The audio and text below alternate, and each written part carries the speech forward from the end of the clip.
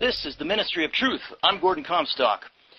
Time now for the very last installment of the history of the great American fortunes by Gustavus Myers from 1910. This is the epilogue. Law brushed aside. Trust magnates were superior to law and could well afford to contemplate it with disdain. More antitrust legislation enacted by Congress in years subsequent to 1890 did not accordingly retard the organization of a host of industrial trusts. Between 1894 and 1901, hundreds were formed with an aggregate of capital of $4 billion. And even if, prompted by great public agitation, the government did make a brave show of bringing criminal proceedings, the highest court found a way of, quote-unquote, interpreting.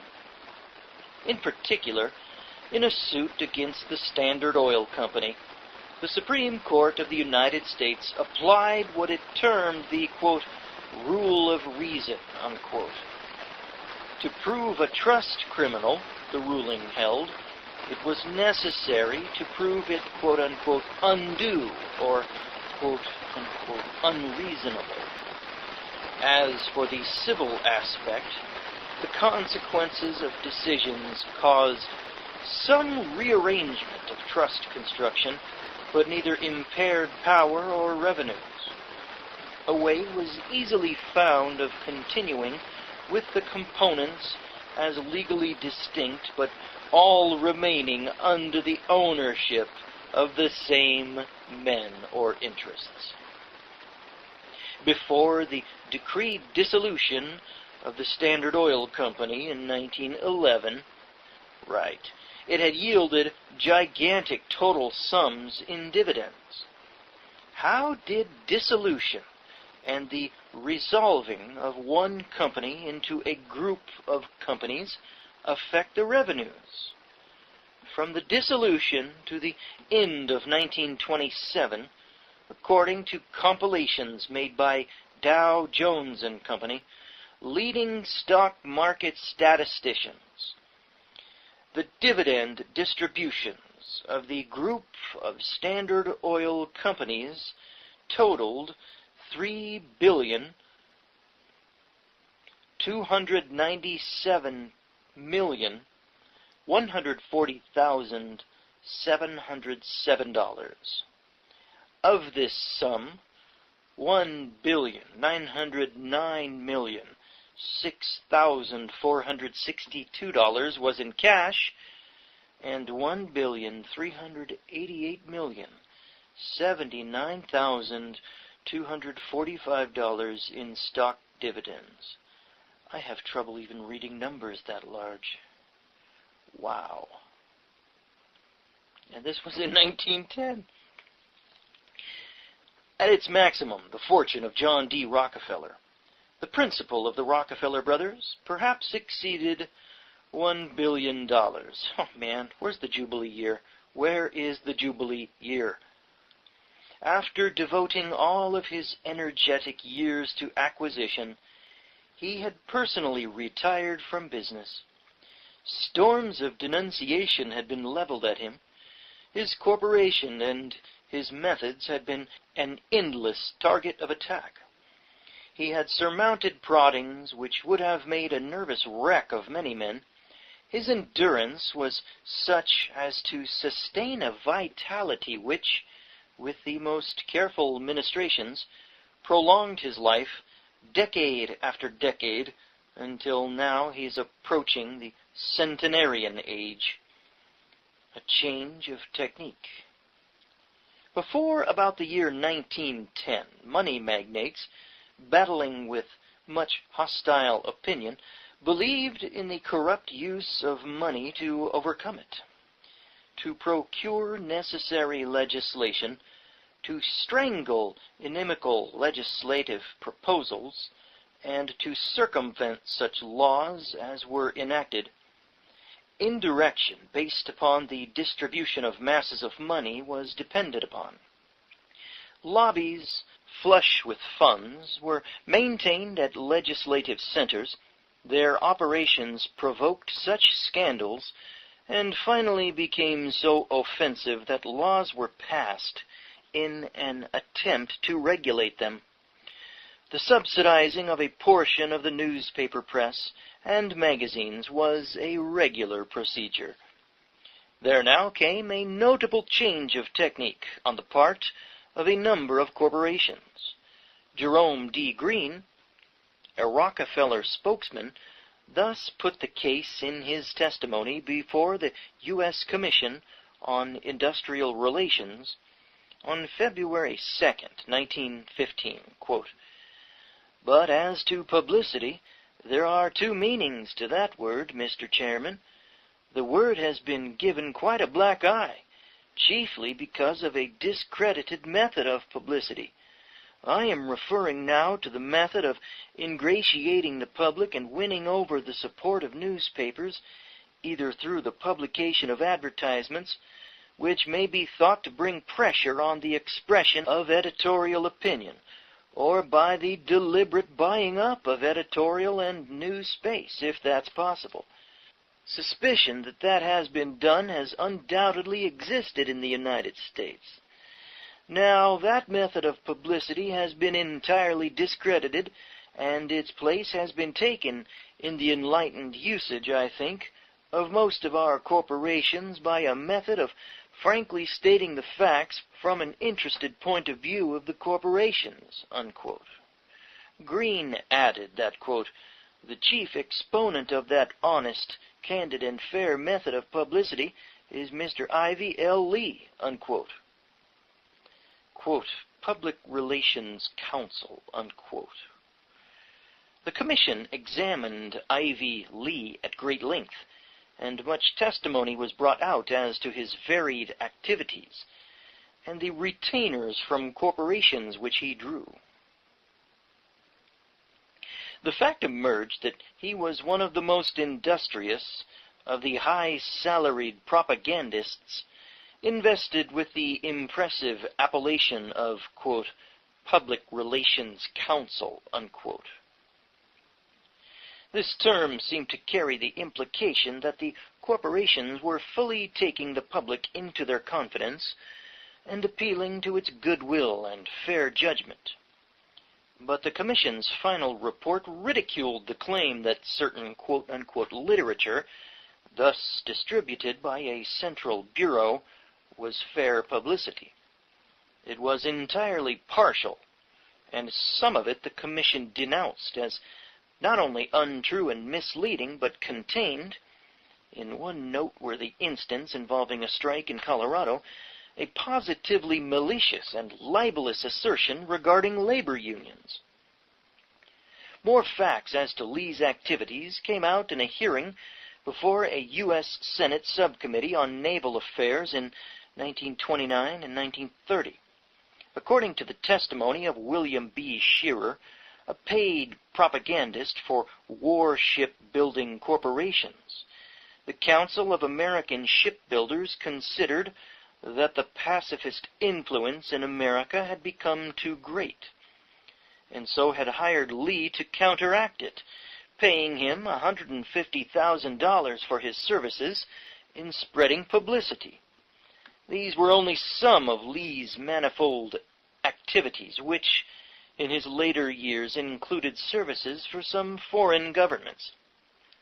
In the systematic campaigns carried on in America by multimillionaires and corporations to modify or otherwise shape public opinion, great sums were spent. Magnates take on a new character. Meanwhile, a number of leading millionaires gave themselves a new character, that of humanitarians and philanthropists. This they did by establishing foundations. Here we go, here it comes. This is how they took over education. One of the first to enter this field was Andrew Carnegie, to whom we have had occasion to refer in a previous chapter.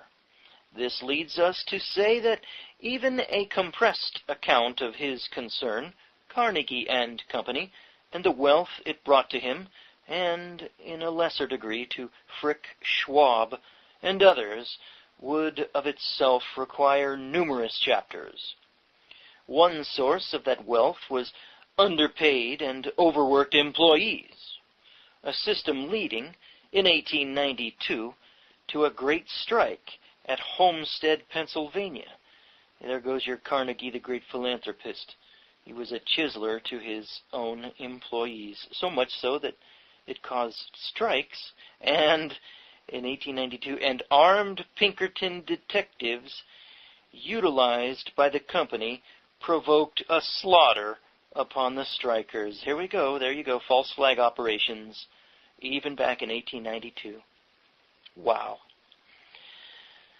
Another factor enhancing the wealth of Carnegie and Associates was a high tariff, and a third, the secret low freight rates granted by railroads. Called as a witness, Carnegie informed the U.S. Commission on Industrial Relations on February 5, 1915, that, quote, "In pursuance of my decision to cease accumulation and begin distribution of my surplus wealth," unquote, he had retired from business in 1901. This, he should have added, was the time his plant was merged in the United States Steel Corporation. He related how he had given many millions in gifts and pensions to his workmen, $24 million to the Carnegie Institute of Pittsburgh, and other large sums in other directions. The Carnegie Corporation of New York had been chartered in 1911 to aid schools, libraries, scientific research, and similar purposes. Despite the huge sums which Carnegie gave for such endowments, his net estate at his death, as shown by an appraisal in 1920, was $23,247,161.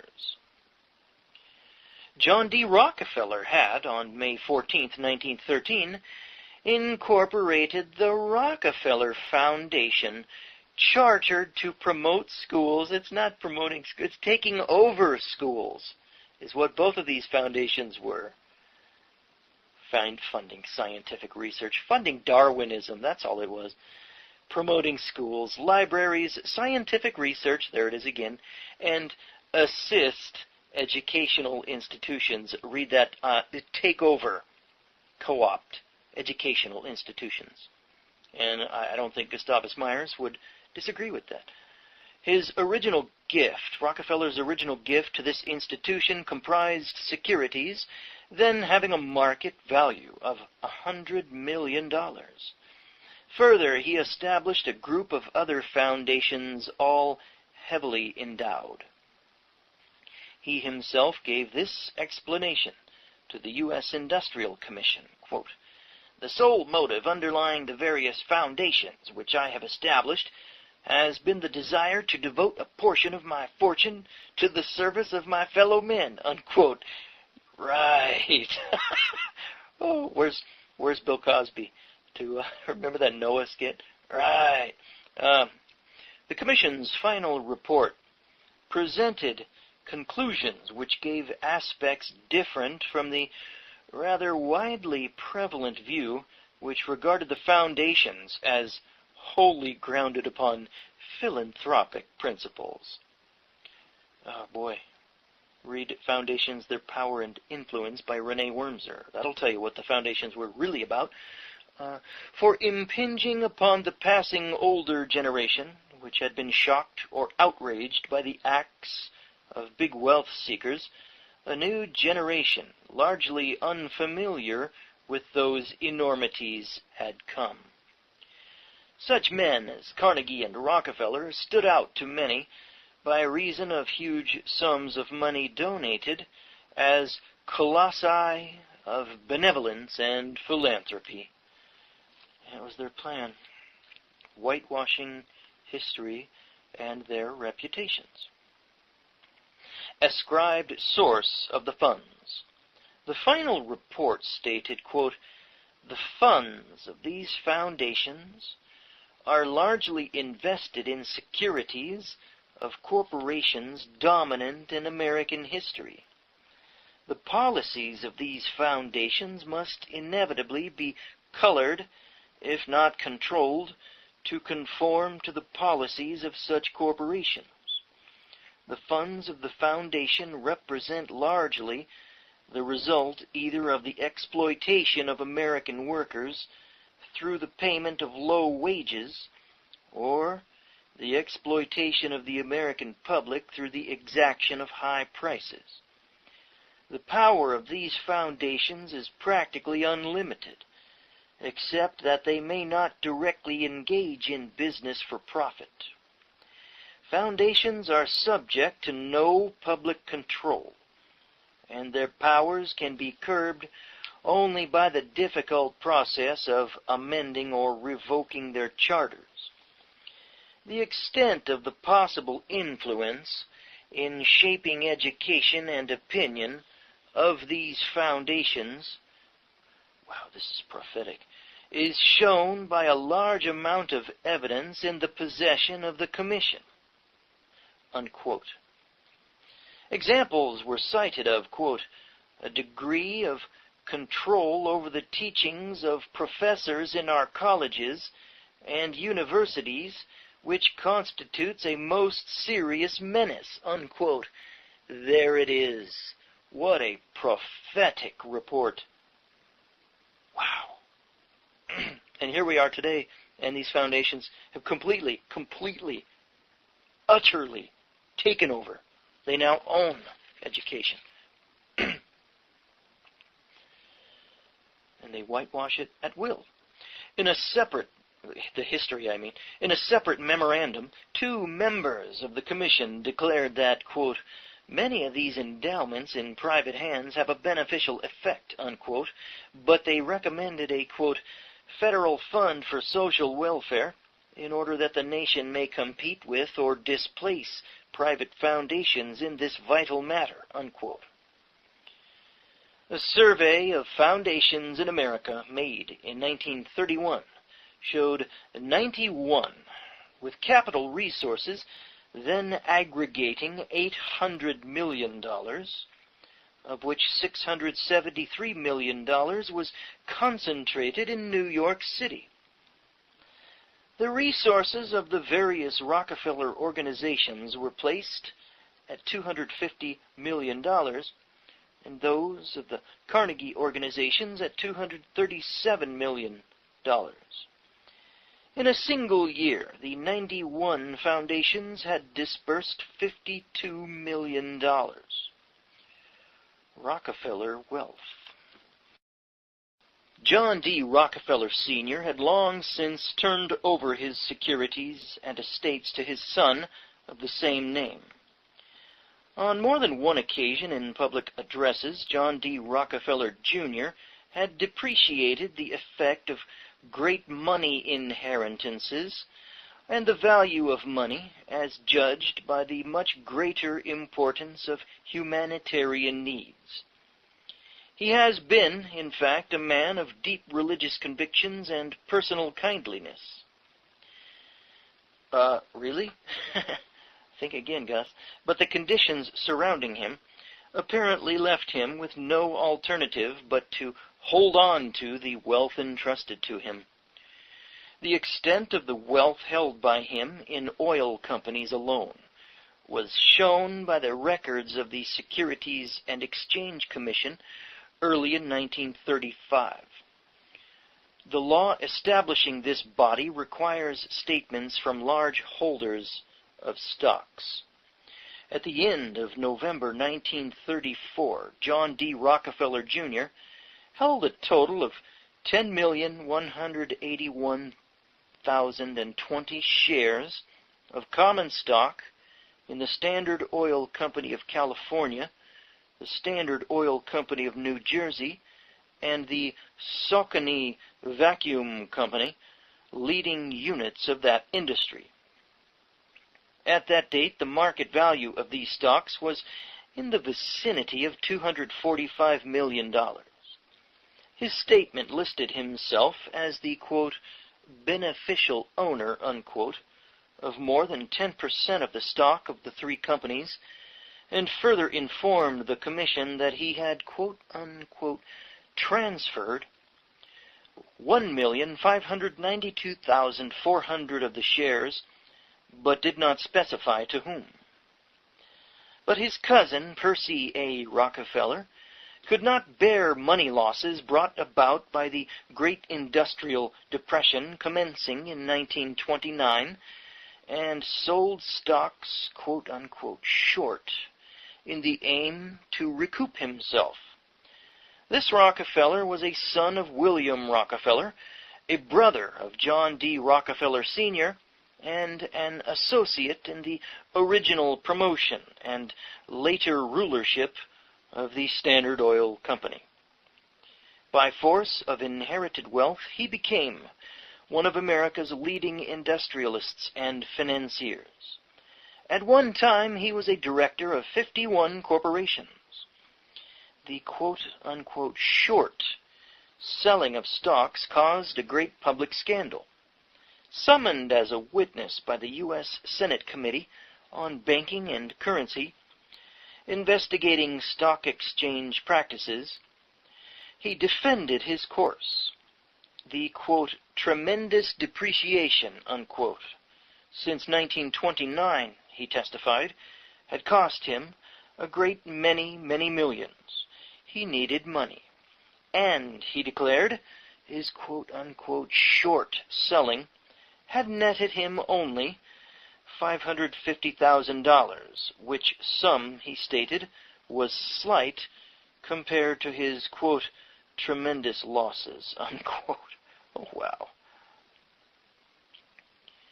Members of the Rockefeller family married into other plutocratic families. The narrative of these connections and of the origin of the associated great fortunes would necessitate many chapters. Where the Duke riches came from. In the years since 1933, Doris Duke has figured much in publicity as the, quote, richest girl in the world, unquote. Although this description is perhaps superlative, the wealth inherited by her is great.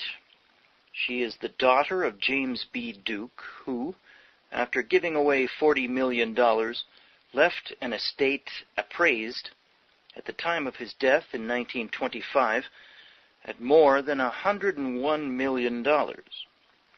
By the terms of the will, a third of her inheritance was to be turned over to her when she was 21, which was in 1933. She was to receive half of the remainder when she reached the age of 25, and the balance 5 years later. In 1927, her share was appraised at $53 million, but the downward course of the prices of securities during the Depression reduced the sum, for the time being at any rate. This was one of many multi-millionaire fortunes from the tobacco industry. The casual reference to Duke in an earlier chapter, and some facts there given as to the operations of the Tobacco Trust, is but a small part of a great amount of data, an appropriate account of which would fill a quarter of a volume. The Duke family, W. Duke Sons and Company, started as manufacturers of cigarette tobacco. They, with 4 other cigarette manufacturers, launched in 1890 a combination called the American Tobacco Company, with a capital of $25 million, largely of watered stock. Or, as the U.S. Commissioner of Corporations reported, quote, an amount vastly in excess of tangible assets, unquote. James B. Duke was made president of this company, which, at its inception, secured control of 60% of the cigarette business in America, making in its first years more than $4 million annually. Quote, very large average profits, unquote, reported the U.S. Commissioner of Corporations. The American Tobacco Company then extended its domination over other branches of the tobacco industry, consolidating and merging other concerns, 86 in all. The total capitalization of the American Tobacco Company was run up to $235 million. The full story of the huge profits, the issuance of large stock dividends in addition to ordinary dividends, the inflation of stock issues, the manipulation of stock, and other methods, filled 475 pages of the report of the U.S. Commissioner of Corporations in 1911. Meanwhile, then as later, as official reports showed, most of the small tobacco growers in America had the hardest time making a bare living. The sums paid to them for their product were beaten down to the scantiest of prices. Their lot was distressing. In 1911, the Supreme Court of the United States ordered the dissolution of the Tobacco Trust, but, as in the case of the Standard Oil Company, its components rearranged their position and kept on flourishing. Duke perpetuates his name. Already by 1905, James B. Duke was noted as, quote, the Croesus of the tobacco trade, unquote, and rated a lofty multimillionaire. He then began the construction of a $1 million palace on an estate of 2,500 acres bought by him near Somerville, New Jersey, and on the improvement and adornment of this estate he spent more great sums, perhaps at the reported $2 million. Other multimillionaires had, by the sheer outlay of money, glorified and perpetuated themselves as philanthropists by establishing institutions bearing their names. But such institutions were new. James B. Duke went a long step further. In 1924, he set aside a $40 million fund in securities for the benefit of Trinity College at Durham, North Carolina, on condition that it change its name to Duke University. If it declined, the fund was to be used in creating a new institution.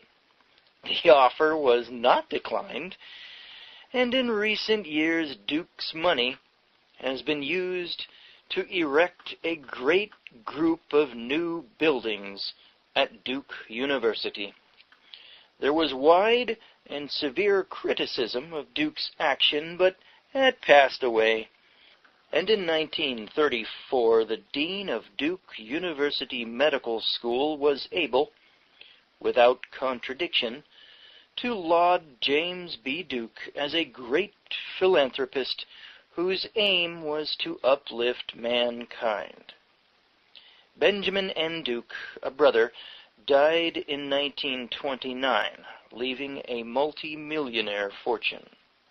Okay, we're going to take a break and see you on the other side of this song. All right, we're back. Time for the finishing up of the book, really. We're on the last part of the epilogue to The Great American Fortunes by Gustavus Myers from 1910. Quote, become wealthy because thrifty, unquote. The instances given in this epilogue, following the amplification in the chapters, are but a few of a large number showing the actual processes by which great fortunes have been amassed.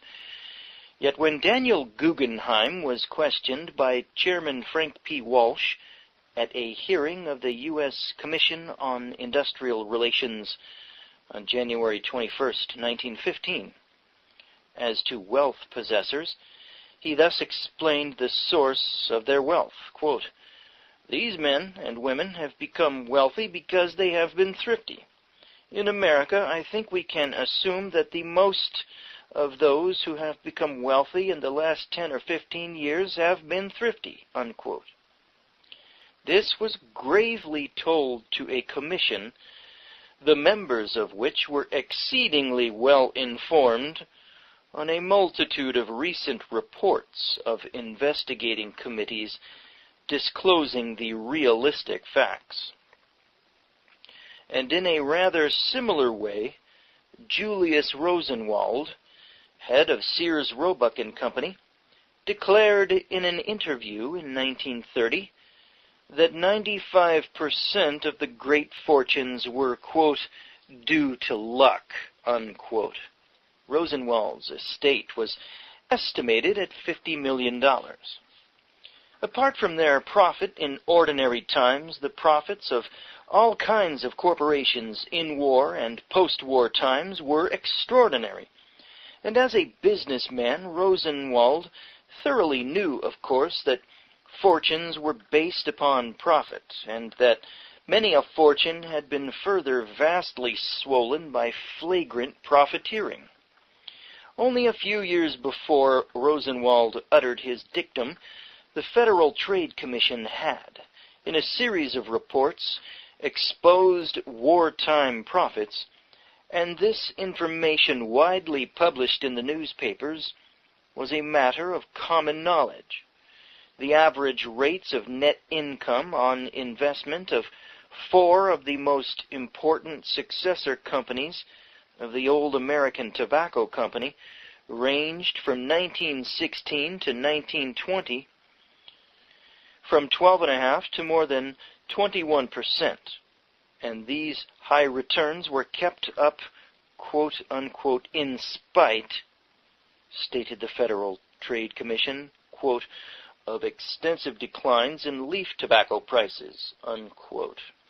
Similar outrageous profiteering by corporations dealing in anthracite coal, lumber, meat products, steel, and various other commodities was specifically reported by the Federal Trade Commission.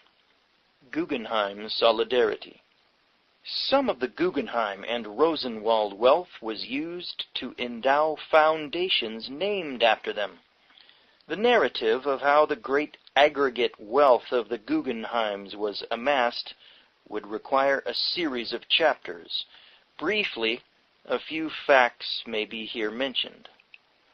The founder was Meyer Guggenheim, who had come to America as an immigrant.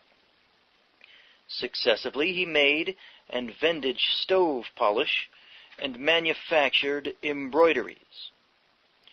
As they grew up, all of his 7 sons became associated with him in the smelting business, in which he later embarked. In its unity of purpose and solidarity of interests, the Guggenheim family resembled the Rothschilds. In 1899, they organized the American Smelting and Refining Company, which acquired gold, silver, copper, lead, nickel, and other mines and smelting plants in the United States and elsewhere, chiefly Mexico. They rapidly became multimillionaires, and in 1907, Simon Guggenheim was elected a United States Senator from Colorado. Facts brought out before the Ways and Means Committee of the House of Representatives show the profits of the American Smelting and Refining Company to have been $8 million in 1905, $10 million in 1906, and $7 million in 1907. Charges were made in 1910 by United States Senator Bristow that in Congress tariff rates on lead had been manipulated in favor of the smelter trust. The individual Guggenheims, as testimony before the U.S. Commissions on Industrial Relations in 1915 showed, had extended their financial interests to include a great variety of industrial, transportation, and other corporations. In 1930, announcement was made of the consolidation of a $375 million company of all of the vast nitrate deposits in Chile, the government of which owns 65% and the Guggenheim interests the remainder.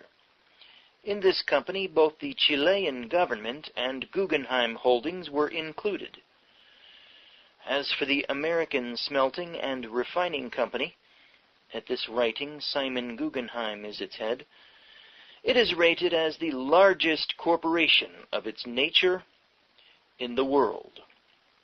And it has a group of 21 subsidiary companies. These are but a few items, not omitting patent matters and litigation, indicating the development of the Guggenheim's fortunes. Ascent of the Mellons. A few years ago, the Wall Street Journal classed Andrew W. Mellon as one of the 4 richest Americans.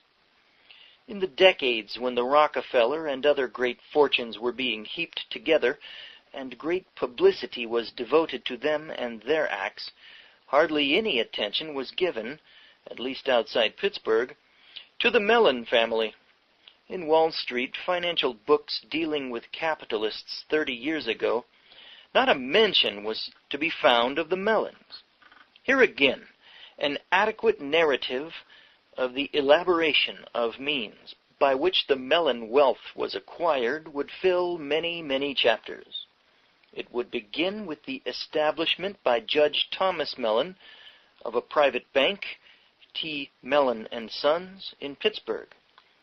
In this bank, Judge Mellon clustered a variety of interests and left his fortune to his 3 sons, Andrew W., Richard B., and James Ross.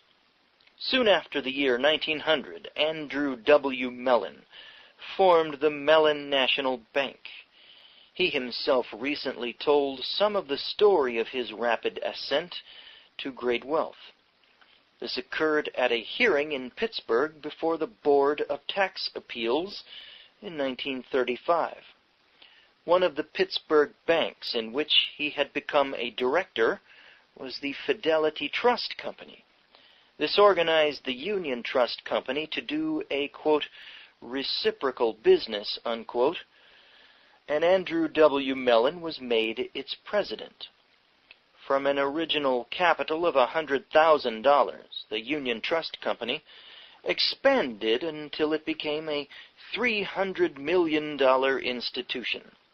Such was the outline given by Mellon, but the ways in which this aggrandizement was accomplished were not detailed, and the analysis of them would make a long account. At the same hearing, facts were produced giving another instance of how expeditiously the Mellons amassed wealth and ever a stream of more wealth. Andrew W. and Richard B. Mellon had launched the huge Aluminum Company of America, called the Aluminum Trust. Here we go with these are the guys who gave you the fluoride in the water, folks. These are one of them. The nuclear industry is the other one. The transactions, operations, and profits of which would alone cover several chapters. 2 engineers, McClintock and Marshall, recently graduated from Lehigh University, presented the plan of a steel fabricating plant at Pottstown, Pennsylvania. The 2 Mellon brothers each agreed to invest $75,000 keeping in return 60% of the stock of the McClintock Marshall Construction Company, capitalized at $250,000. So much money did this company make, and so fast, that in 13 years its profits enabled it to increase its plant capacity 6 times. It acquired a string of subsidiary corporations which it owned partly or wholly. By 1930 it had assets of $64 million. And during a series of years, it paid its 4 stockholders upwards of $8 million in dividends prior to its purchase in 1931 by the Bethlehem Steel Company. The Mellons' share of the purchase price was $12,600,000. On an investment of $150,000 they had made, so the figures as reported evidenced, more than $17 million. But these details were merest fragments of the whole story of the vast network of banks and corporations of many kinds from which great revenues flowed into the Mellon strongboxes, the Aluminum Cooking Utensil Company, the Aluminum Seal Company, the Gulf Oil Corporation, and other oil-producing and refining companies, coal and coke, water, electric power, and other companies. These were in the extensive list. Andrew W. Mellon became ambassador to Great Britain and served as Secretary of the Treasury under Presidents Harding, Coolidge, and Hoover. It was after a different political administration, that of President Franklin D. Roosevelt, came in power that the Bureau of Internal Revenue charged a deficiency of $3 million in Andrew W. Mellon's income tax return for 1931, and the hearing above referred to was an appeal from that finding.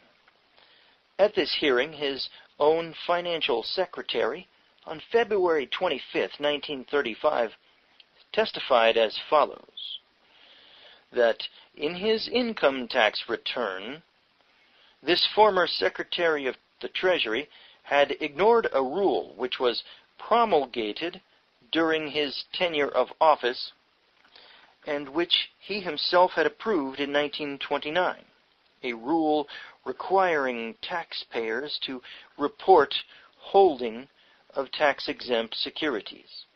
That in 1932, Andrew W. Mellon, on the expressed ground that he wished to divest himself of business cares and devote himself more thoroughly to, quote, philanthropic matters in which I am particularly interested, unquote, had turned over millions of dollars in securities to his 2 children, but he had indirectly retained control over those securities.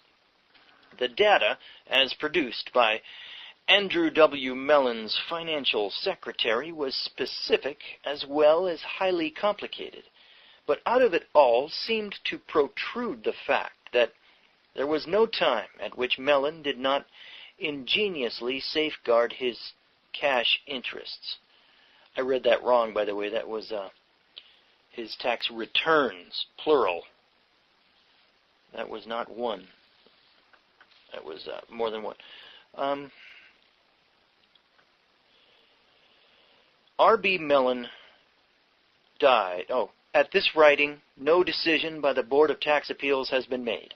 R.B. Mellon died in 1933, leaving an estate which, in a document filed by appraisers with the Register of Wills in Pittsburgh in May 1935, was valued at $21,615,000, not including real estate. Almost all of that sum was represented by stocks. A few years previously, his wealth had been estimated at a much greater amount, but the slump in stock prices had doubtless affected it. Touching upon the DuPonts. However abbreviated, a competent description of the origin and expansion of the DuPont fortune would entail chapter after chapter. It would have to begin more than a century and a quarter ago, when a DuPont established the first small gunpowder plant in Delaware, and give the history up to the present of E.I. DuPont de Nemours and Company, leading manufacturers of explosives. Along the dominating financial power in Delaware, the DuPonts sequentially developed political power. After 2 decades of leadership in the Republican organization of that state, T. Coleman DuPont was elected United States Senator in 1921. He was of the Kentucky branch of the DuPont family, and in 1902 had been made head of the DuPont plants after the death of Eugene DuPont. T. Coleman DuPont died in 1930. From 1916 to that date, he had made gifts of more than $10 million, mainly to members of his family, and he left an estate appraised in 1933 at $17,520,642, an estate which, of course, had been larger during the times when stock prices were high. World War profits. From the World War's start, that would be World War I, American manufacturers of munitions made huge profits, of course. The startling facts regarding these were brought out in 1934 by a special committee of the United States Senate investigating the munitions industry. According to the committee's findings, E.I. DuPont de Nemours and Company took in a gross of $1,245,000,000 for supplying material to warring governments, including the American, between 1915 and 1918, inclusive, and during that period paid dividends of 458% on a par value of its stock. Further, that a large part of these profits were so arranged as to be used as funds for a great expansion of the company's activities in the peace years following. As high as 80% of profits, the DuPonts asserted in reply, went to pay excess profit taxes. Their clear profit from war sales was, however, extremely large. This was convincingly shown by the opulent dividends distributed by the DuPont Company. On the common stock, a regular dividend of $1.50 and an extra dividend of $28.50 in 1915. A regular dividend of $6 and an extra dividend of $94 in 1916. A regular dividend of $18 and an extra dividend of $33 in 1917. A regular dividend of $18 and an extra dividend of $3 in 1918. 6 of the DuPont family were listed as in the class of multimillionaires, each having, in war and post-war years, a yearly income of $1 million or more. The list also included, it may be here noted, the names of J. Pierpont Morgan, James B. Duke, Arthur W. Mellon, Arthur Curtis James, George F. Baker, Henry Ford, and sundry others, 181 individuals in all. Abundant funds to expand. The seizure of German patents by the United States government in 1917, after America's entry into the war, opened the wide way to the DuPonts embarking in the dyestuffs industry.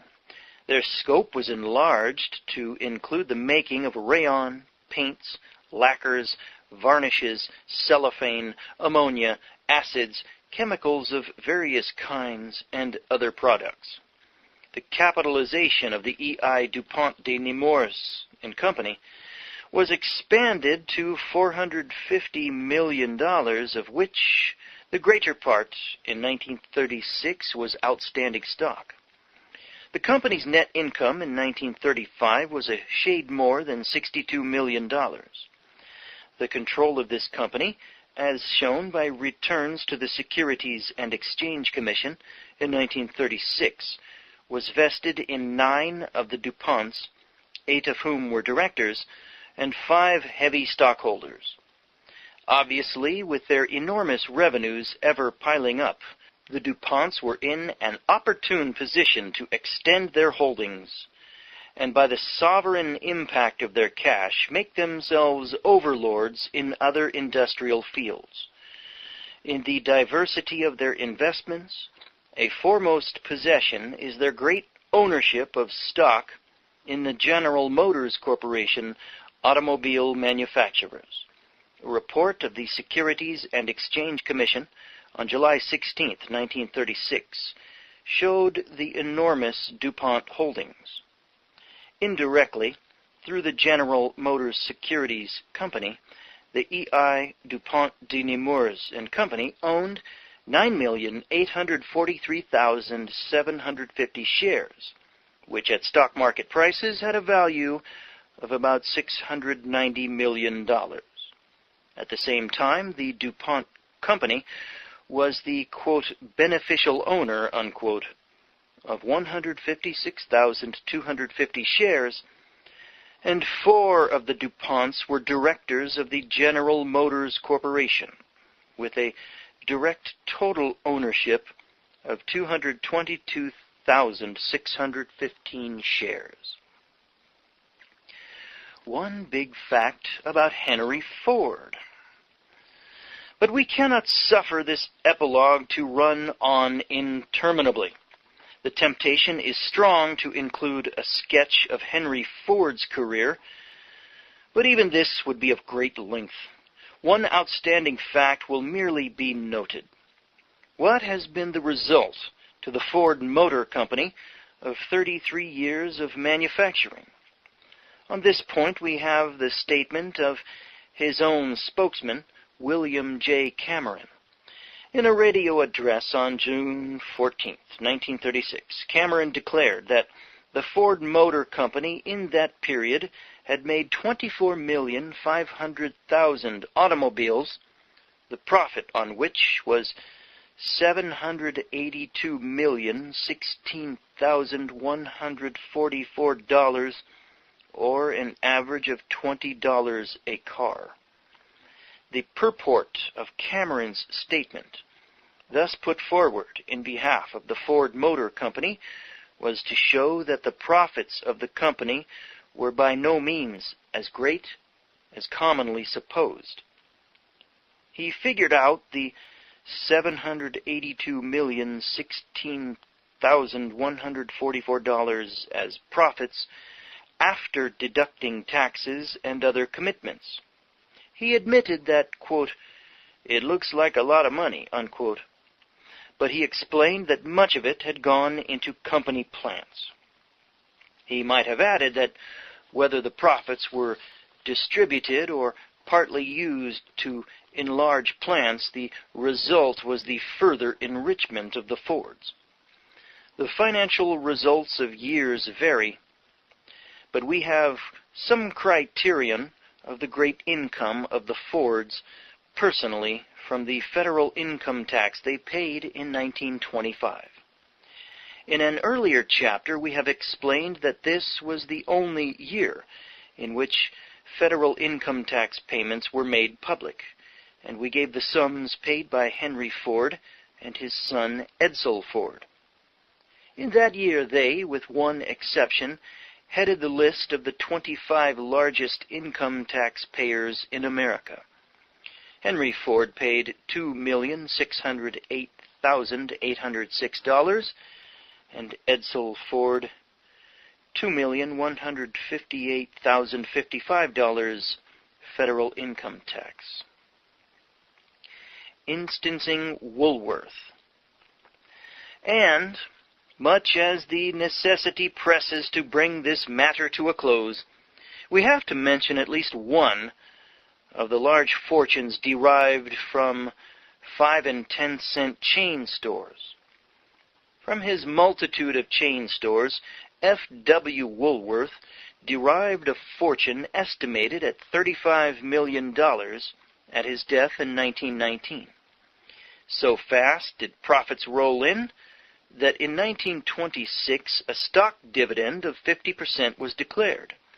When his widow died in 1924, her estate, valued at $55,416,721 net, was bequeathed equally to her 2 daughters, Helena W. McCann and Mrs. Jessie W. Donahue, and a granddaughter, Barbara Hutton. Woolworth's 2 daughters in 1936 were the 2 largest stockholders of the F.W. Woolworth Company common stock. Mrs. McCann owned 565,006 shares, and Mrs. Donahue 609,250 shares. 20.5% profit and wage reductions. A few years ago, on the occasion of the 50th anniversary, the F.W. Woolworth Company published a glowing eulogy of the founder and an exaltation of the company's progress. The reverse side was brought out in Congress, where complaints were made of the sales girls in the establishment having to work for a wage of $11 a week. Also, on December 11, 1934, there was disclosed at Ottawa the same situation by the Canadian Parliamentary Commission, investigating mass buying and chain stores. Leslie G. Harrington, manager for Canada of the F.W. Woolworth Company, admitted that while making profits of 20.5%, the company, in 1932 and 1933, had reduced the wages of its employees 10%. The average weekly wage, he stated, for full-time saleswomen in Woolworth stores in Canada was $10.80, and some were getting as little as $7. Questioned by the Commission's counsel as to what was the justification for the company's making this wage cut when it was drawing such handsome profits, Harrington gave the reason. The wage reduction, he explained, was demanded by the New York office because a similar cut was being made in the United States. And so, having a roster of more multimillionaires in reserve, we call a halt to this edifying history, the facts in which impart their own moral and conclusion. That's it, folks. Thank you for listening to the 1910 book called The History of the Great American Fortunes by Gustavus Myers. I'm Gordon Comstock. This is the Ministry of Truth. Wow. And this was in 1910. At its maximum, the fortune of John D. Rockefeller, the principal of the Rockefeller brothers, perhaps exceeded $1 billion. Oh, man, where's the Jubilee year? Where is the Jubilee year?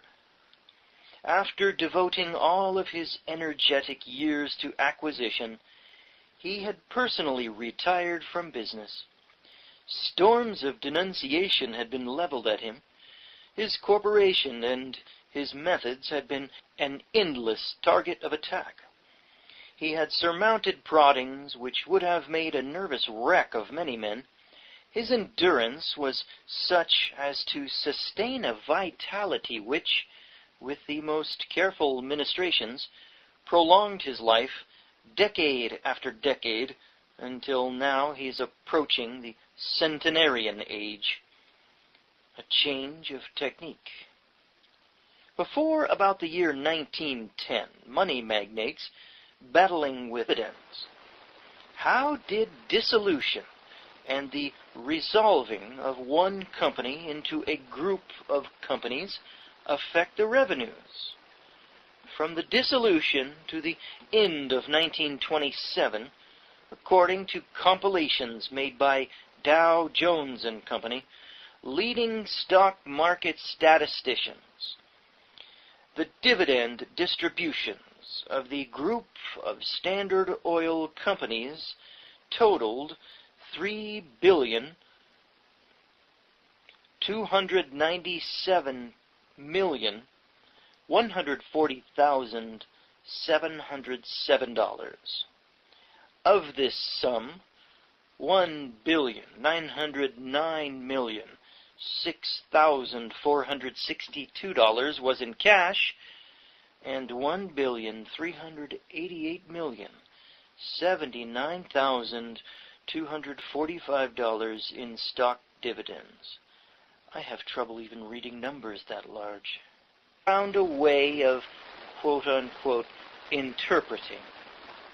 In particular, in a suit against the Standard Oil Company, the Supreme Court of the United States applied what it termed the, quote, rule of reason, unquote. To prove a trust criminal, the ruling held, it was necessary to prove it, quote-unquote, undue or, quote-unquote, unreasonable. As for the civil aspect, the consequences of decisions caused some rearrangement of trust construction, but neither impaired power or revenues. A way was easily found of continuing with the components as legally distinct, but all remaining under the ownership of the same men or interests. Before the decreed dissolution of the Standard Oil Company in 1911, it had yielded gigantic total sums in dividends. This is the Ministry of Truth. I'm Gordon Comstock. Time now for the very last installment of the history of the great American fortunes by Gustavus Myers from 1910. This is the epilogue. Law brushed aside. Trust magnates were superior to law and could well afford to contemplate it with disdain. More antitrust legislation enacted by Congress in years subsequent to 1890 did not accordingly retard the organization of a host of industrial trusts. Between 1894 and 1901, hundreds were formed with an aggregate of capital of $4 billion. And even if, prompted by great public agitation, the government did make a brave show of bringing criminal proceedings, the highest court, found much hostile opinion, believed in the corrupt use of money to overcome it. To procure necessary legislation, to strangle inimical legislative proposals, and to circumvent such laws as were enacted, indirection based upon the distribution of masses of money was depended upon. Lobbies flush with funds were maintained at legislative centers. Their operations provoked such scandals and finally became so offensive that laws were passed in an attempt to regulate them. The subsidizing of a portion of the newspaper press and magazines was a regular procedure. There now came a notable change of technique on the part of a number of corporations. Jerome D. Green, a Rockefeller spokesman, thus put the case in his testimony before the U.S. Commission on Industrial Relations